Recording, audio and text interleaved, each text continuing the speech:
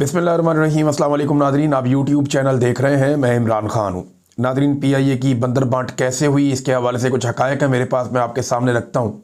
ऐसा लगता है कि पाकिस्तान को बेचने की बहुत जल्दी है मौजूदा हुक्मरानों को, और ये क्रेडिट दे रहे हैं फील्ड मार्शल को कि फील्ड मार्शल का बहुत शुक्रिया, उन्होंने इसमें बड़ा अहम किरदार अदा किया है।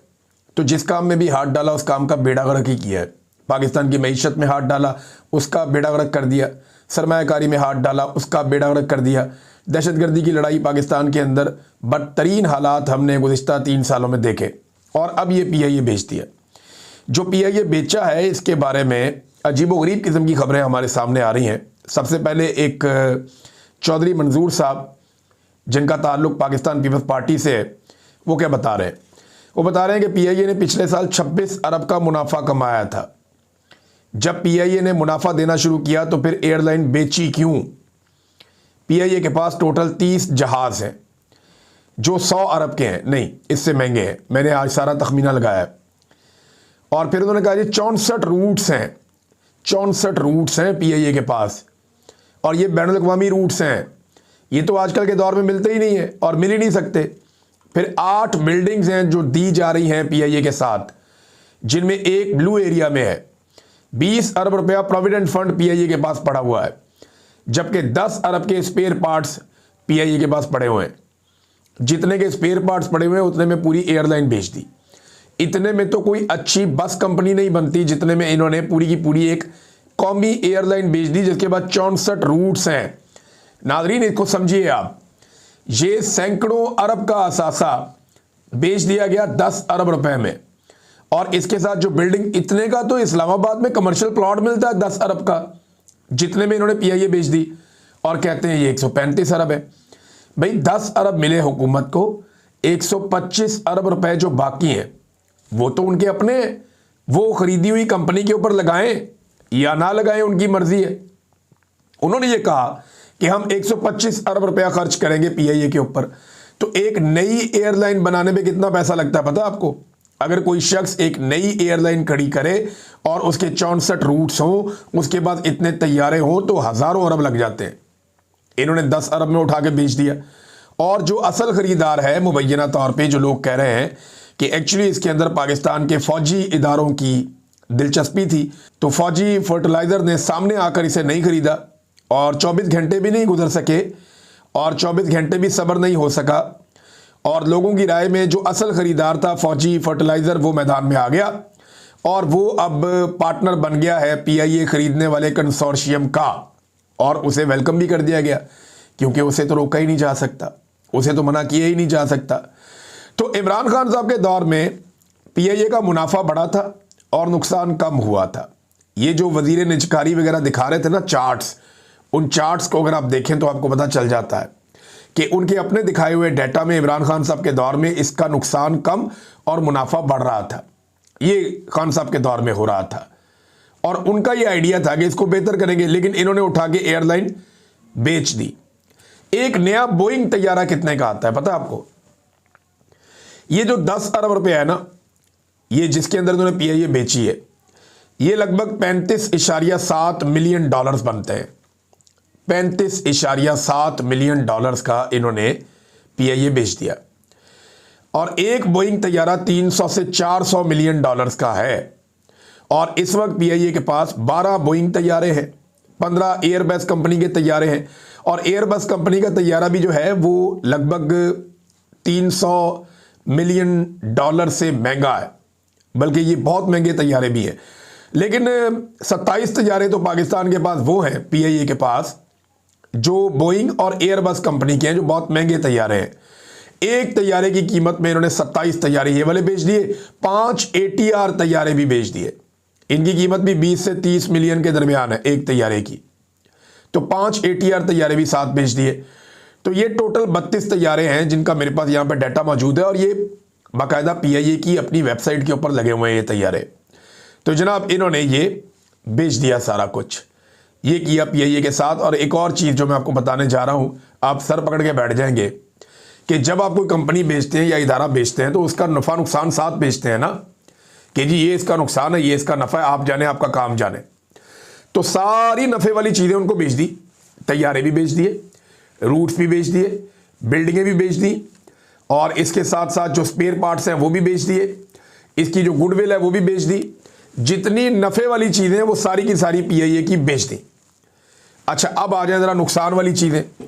इसके जितने इजाफी मुलाजिम हैं वो सब 1 साल में हुकूमत ले लेगी, उनकी तनख्वाहें और उनकी पेंशन हुकूमत की जिम्मेदारी बन जाएंगी। अंदाजा कीजिए आप, ये सौदा किया पाकिस्तान का पाकिस्तानियों ने, ये मौजूदा हुक्मरानों ने किया पाकिस्तान के साथ। और एक और अजीब बात, पीआईए का 750 अरब का जो कर्ज है वो हुकूमत अदा करेगी। ये अदनान आदिल साहब की खबर है। 750 अरब रुपए का जो पीआईए का कर्जा है वो भी हुकूमत अदा करेगी, यानी वो पैसा अवाम अदा करेगी। एक ऐसी एयरलाइन जो मुनाफे में जा रही थी, पाकिस्तान के हुक्मरानों ने उसको तबाह बर्बाद कर दिया, बेड़ा गर्क कर दिया पीआईए का। इनकी अपनी जाती एयरलाइन कभी खराब नहीं होती, इनके अपने जाती जो कारोबार है वो कभी खराब नहीं होते। इनकी कोई कंपनी, कोई मिल, कोई फैक्ट्री कभी नुकसान में नहीं जाती, लेकिन पाकिस्तान को इन्होंने नुकसान में धकेल दिया। माले मुफ्त दिले बेरहम, और फिर उन्हें पुने बेच भी दिया। और बेचने के बाद खरीदार कौन निकला?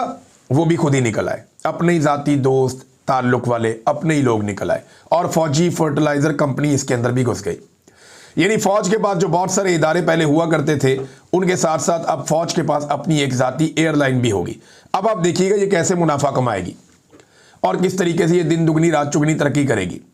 और ये लोग कहेंगे देखिए जी हमने पीआईए को कहां पहुंचा दिया, जबकि पाकिस्तान को इसका अब टके का फायदा नहीं होगा। अगर नादरीन कोई जमहूरी दौर होता ना तो ये मामला जाता अदालत में, क्योंकि आजकल डिक्टेटरशिप है, आसिम मुनीर साहब की ताकत है, उनका सिक्का चलता है, वरना ये मामला जाता अदालत में और इसको नीलामी को रोका जाता, इस सारे प्रोसेस को चैलेंज किया जाता, और अदालत जो है वो इन सारी चीज़ों को देख लेती। लेकिन पाकिस्तान में अदालत बची ही कोई नहीं है। अब होगा ये कि कोई ना कोई रिटायर अफसर लाए जाएंगे, लाकर पीआईए के ऊपर लगाए जाएंगे, और इसको भी एक प्राइवेट कंपनी की तरह चलाया जाएगा, और ये मुनाफा देना शुरू कर देगी। और पाकिस्तानी हसरत से पीआईए के जहाज़ को उड़ता हुआ देखा करेंगे कि किसी दौर में ये पाकिस्तान की कौमी एयरलाइन हुआ करती थी, लेकिन अब पाकिस्तान का एक इदारा अपने चंद लोगों के साथ मिलकर इसको भी हड़प गया। अब नादरीन ये सारे लोग जाएंगे तो जेल में ही। ये जिन्होंने पीआईए बेची है ना, और जिस तरीके से बेची है, जो जो लोग इस सौदे का हिस्सा हैं, ये सारे लोग जेल में जाएंगे। और भाई इतने का तो एक तैयारा नहीं आता छोटा मोटा, जितने में आप उठा के पूरी कौमी एयरलाइन को बेच रहे हैं, जिसके 64 अप्रूव्ड रूट्स हैं, यानी जिसकी गुडविल ही अरबों खरबों में है, उसको उठा के आपने बेच दिया। ये सारे लोग जेलों में जाएंगे जब कभी भी इंसाफ का दौर आएगा।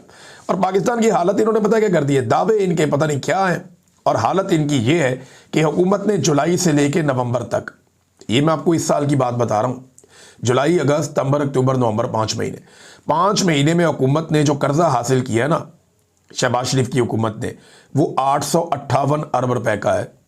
10 अरब में बेची पीआईए, 858 अरब रुपए का कर्जा हासिल किया हुकूमत ने। हुकूमत ने 858 अरब का कर्जा हासिल किया 5 महीनों में। ये फी महीना कितना बनता है? 171.6 अरब। 171.6 अरब हर महीने ये कर्जा हासिल कर रहे हैं, जबकि रोजाना कितना कर्जा हासिल कर रहे हैं? 5.25 अरब रुपया रोजाना कर्जा हासिल कर रहे हैं। यानी हुकूमत एक दिन में जितना कर्जा हासिल करती है वो 5.25 अरब रुपया है। ये पैसा कहां खर्च हो रहा है? क्या आपको कोई नजर आ रहा है 5.25 अरब रुपया रोजाना का खर्च होता हुआ? या आपको कहीं नजर आ रहा है 171-72 अरब रुपया एक महीने में कहीं खर्च होता हुआ? या ये 858 अरब रुपया आपको कहीं खर्च होता हुआ पाकिस्तान में नजर आया हो? कोई बड़ा प्रोजेक्ट, कोई बड़ी इंडस्ट्री लगी हो पाकिस्तान में, कोई बड़े यूनिवर्सिटियां अस्पताल इन्होंने बनाए हो, कोई नए प्रोजेक्ट इन्होंने बड़ी बड़ी सड़कों के बनाए हो, कोई बड़ी यूनिवर्सिटीज बनाई हो, कोई चीजें इन्होंने बनाकर दी? कुछ भी नहीं इन्होंने बनाया। जब इन्होंने टके का काम नहीं किया तो ये 858 अरब रुपया इन्होंने 5 महीनों में खर्च कहां कर दिया? नादरीन ये सोचने वाली बात है। ये पैसा कहां जा रहा है? ये धड़ाधड़ पाकिस्तान का नाम इस्तेमाल करके दुनिया से पैसा हासिल कर रहे हैं। ये पैसा जा कहां रहा है इसका कोई हिसाब किताब नहीं है। किसकी जेब में जा रहा है, किसके अकाउंटों में गिर रहा है, कौन इस पैसे को अपने मफाद के लिए अपने पास जमा कर रहा है, इसके बारे में हम कुछ नहीं जानते। रोजाना 5.25 अरब रुपया ये पाकिस्तानियों के नाम के ऊपर हासिल कर रहे हैं कर्जा। यानी 2 दिन के कर्जे से कम पैसों में इन्होंने पूरी की पूरी कौमी एयरलाइन उठाकर बेच दी। ये हर चीज में अपना मुनाफा निकाल रहे हैं। आज अगर आप आलमी सतह के ऊपर इसी एयरलाइन को रखें ना, इसी सौदे को, तो आपको इससे 10 गुना का गाप आज भी मिल जाएगा, मिल जाना चाहिए इंटरनेशनली। आपको 100 अरब में तो कोई भी खरीद लेगा इस एयरलाइन को, तो आपने 10 अरब में बेच दिया, बेड़ा गर्क किया इन्होंने। और क्या हालात कर दिए इन्होंने पाकिस्तान के, ये नाजरीन आपके सामने है।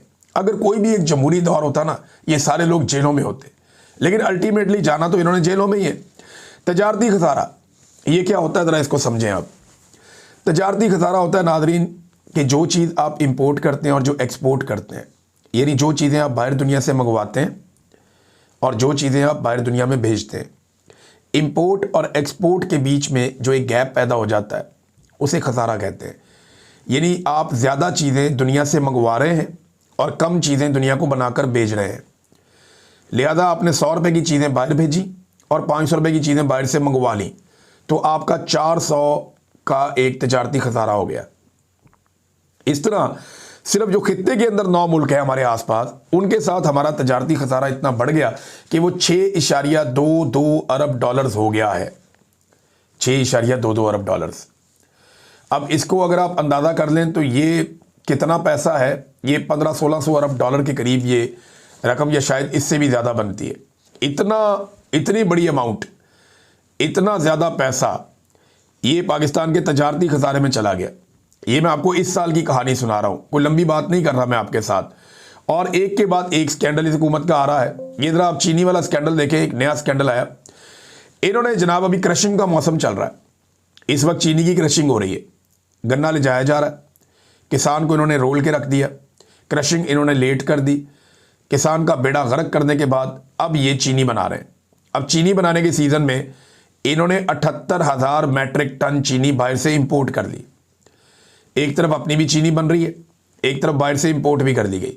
अब होगा क्या, पाकिस्तान में इजाफी चीनी हो जाएगी, चीनी की मिकदार ज़्यादा हो जाएगी, हमारी ज़रूरत कम रह जाएगी। तो ये क्या करेंगे, ये चीनी को एक्सपोर्ट कर देंगे एक दफ़ा फिर।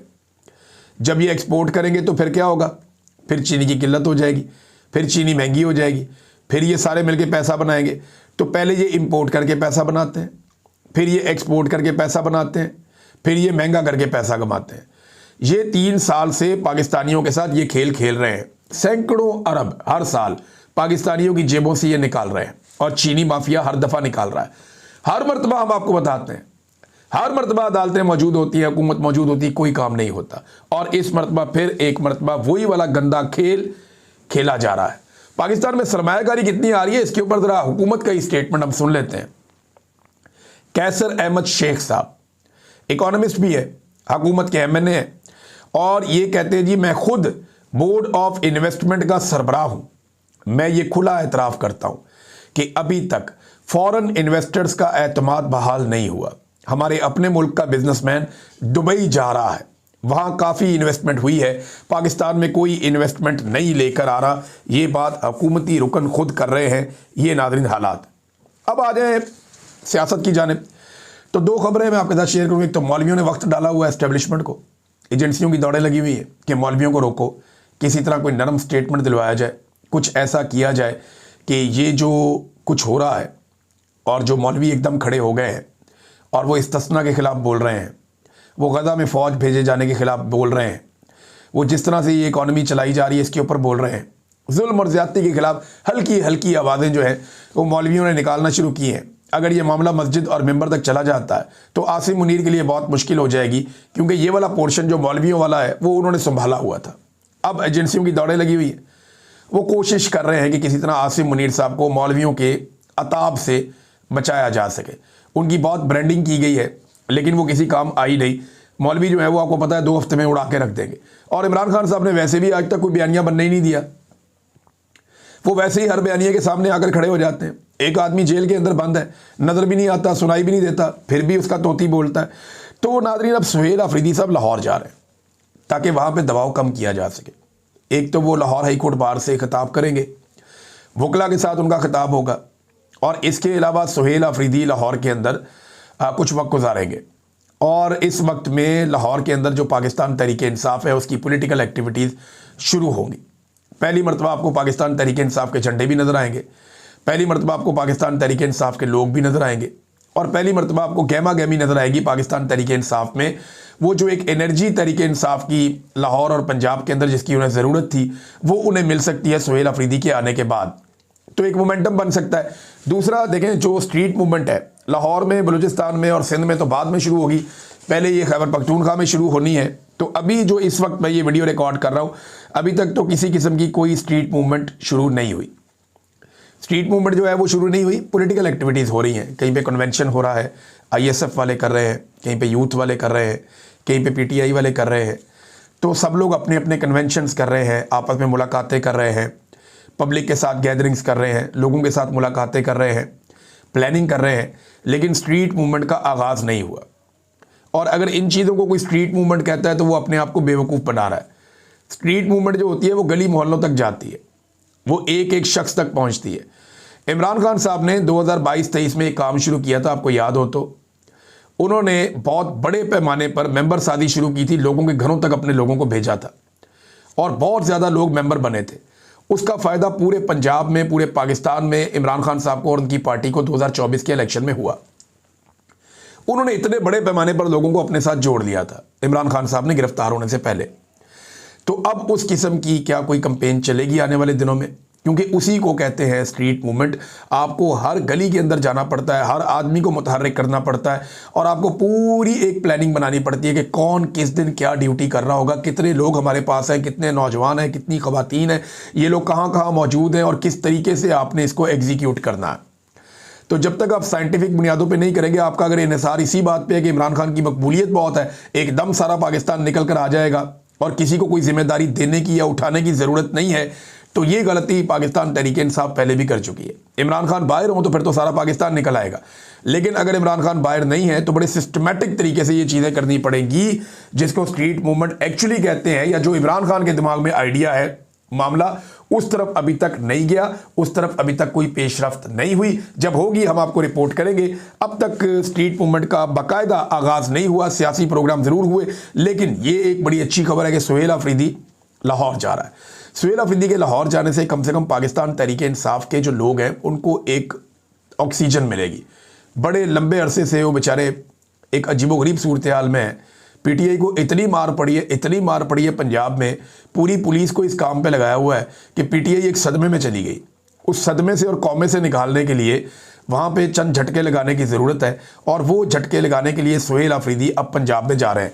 लेकिन उनके पंजाब में जाने से पहले पंजाब में क्रैकडाउन शुरू हो गया है। तो देखते हैं कि आने वाले वक्त में सुहेल अफरीदी पंजाब में कैसा मोमेंटम बना पाते हैं, क्योंकि आलिया हमजा ने बहुत कोशिश की है और बहुत हद तक पंजाब को उठाया है, लेकिन जुल्म और बर्बरियत इतनी है कि जो भी बाहर आता है वो गिरफ्तार हो जाता है। सुहेल अफरीदी को गिरफ्तार कर नहीं पाएंगे।